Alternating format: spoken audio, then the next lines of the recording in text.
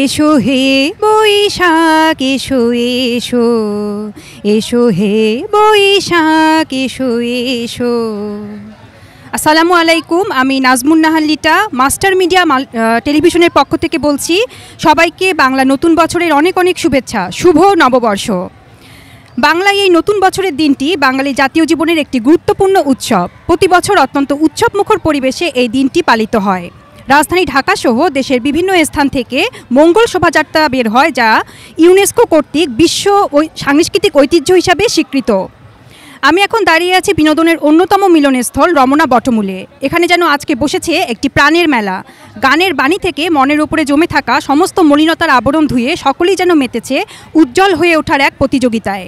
আমার কাছে ভালো লাগছে। প্রথমে আমি আসছিলাম, অনেক ভিড় ছিল, কিন্তু এখন আসতে ভিড় কমছে, আমার ভালোই লাগছে। ভালো, বেশ লম্বা একটা সময় পর আমরা বের হলাম। মনে হয় লাস্ট 4 বছর পর মনে হয় শুভ নববর্ষ এইভাবে মনে হয় উদযাপন করা হচ্ছে। আমরা এরকম ভাবে মানে এত ভালো পাইনি আগে, আর মানে এরকম ফিলিংস হয় নাই। অনুভূতি খুব ভালো। আজকে 2 বছর পর আমরা শুভ নববর্ষ পালন করতেছি, ভালো লাগতেছে। এখানে সকলে ঐতিহ্যবাহী পোশাক পরে এসেছে, একদম খাঁটি বাঙালিয়ানা ফুটিয়ে তুলেছে সকলের পোশাকে। ছেলেরা পাঞ্জাবি ফতুয়া এবং নারীরা শাড়ি পরিধান করেছে। সকাল থেকে আসছি, অনেক ভালো লাগছে, কিন্তু ওয়েদারটা যেহেতু একটু গরম, তার জন্য একটু গরম গরম লাগতেছে, কিন্তু মানুষের গ্যাদারিং অনেক বেশি, এটা একটু খারাপ লাগতেছে। নববর্ষের শুভেচ্ছা, শুভ নববর্ষ। আলহামদুলিল্লাহ ভালোই, সবাই একসাথে অনেক আনন্দ করছি। অনেক দিন পরে সবাই একসাথে দেখা হয়েছে, অনেক ভালো লাগছে। এখানকার নিরাপত্তার ব্যবস্থাও অত্যন্ত সুদৃঢ়।